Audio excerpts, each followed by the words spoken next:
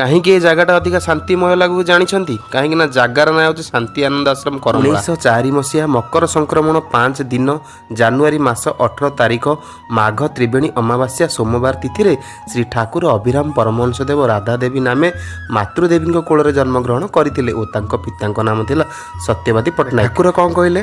କରମ କ୍ଷେତ୍ରେ କଲିଆଳା ଏଣୁ ମୋ ନିବାସ ହେଲା କରମଳା।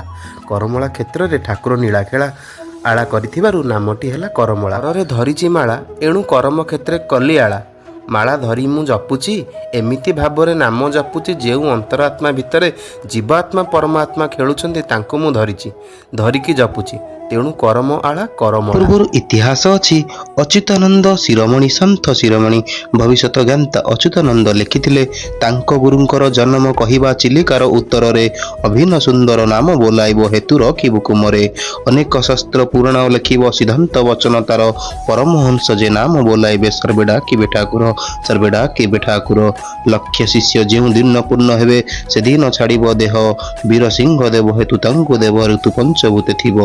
5 ଜଣ ଶିଷ୍ୟ ମୁକ୍ତି ଲଭିବେ ସର୍ବେ ଥିବେ ସାଧନାରେ। କରମଳା କ୍ଷେତ୍ର ବିଖ୍ୟାତ ହୋଇବ ଶ୍ରୀକ୍ଷେତ୍ର ହୋଇବ ଥରେ ଶ୍ରୀକ୍ଷେତ୍ର ହୋଇବ। ଯିଏ ଯେଉଁପରି ଭାବୁଛି ତୁମ୍ଭଙ୍କୁ ସେଇ ଅନୁସାରେ ତୁମ୍ଭେ ତାର ଦିନ ବନ୍ଧୁ ହୁଏ। ନେତ୍ର ବୁଝିଦେଲେ ହୃଦୟରେ ପ୍ରକାଶ ଯେଣେ ଚାହେଁ ବନ୍ଧୁ ତେଣେ ତୁମ୍ଭର ଦିନ ବନ୍ଧୁ ହେ। ଠାକୁର ଅଭିନ୍ନ ସୁନ୍ଦର ରାଧା ମାଙ୍କ ଆଶୀର୍ବାଦ କଲ୍ୟାଣ ନେଇ ବାହାରି ପଡ଼ିଲେ ତପସ୍ୟା କରିବା ପାଇଁ ବ୍ରହ୍ମଗିରି ନିକଟସ୍ଥ ଖାଣ୍ଡବନଠାରେ। ନିଷ୍ଠାପର ଭାବରେ ଧ୍ୟାନସ୍ଥ ହୋଇଗଲେ ମାଘ ପୂର୍ଣ୍ଣିମା ଠାରୁ ଫାଲ୍ଗୁନ ପୂର୍ଣ୍ଣିମା ପର୍ଯ୍ୟନ୍ତ। ଠାକୁର ଏପରି ଯୋଗମାର୍ଗରେ ବସିଲେ ଯେ ଧୂଳି ତାଙ୍କର ଛାତି ପର୍ଯ୍ୟନ୍ତ ପୋତି ହୋଇଗଲା।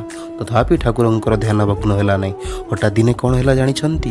କମ୍ପି ଉଠିଲା ଖାଣ୍ଡବନ ପ୍ରଳୟଙ୍କରୀ ଶବ୍ଦରେ। ସେଦିନ ଥିଲା ଫାଲ୍ଗୁନ ପୂର୍ଣ୍ଣିମା। ଚତୁର୍ଦିଗକୁ ଖେଳିଗଲା ଉଜ୍ଜ୍ୱଳର ଆଲୋକ।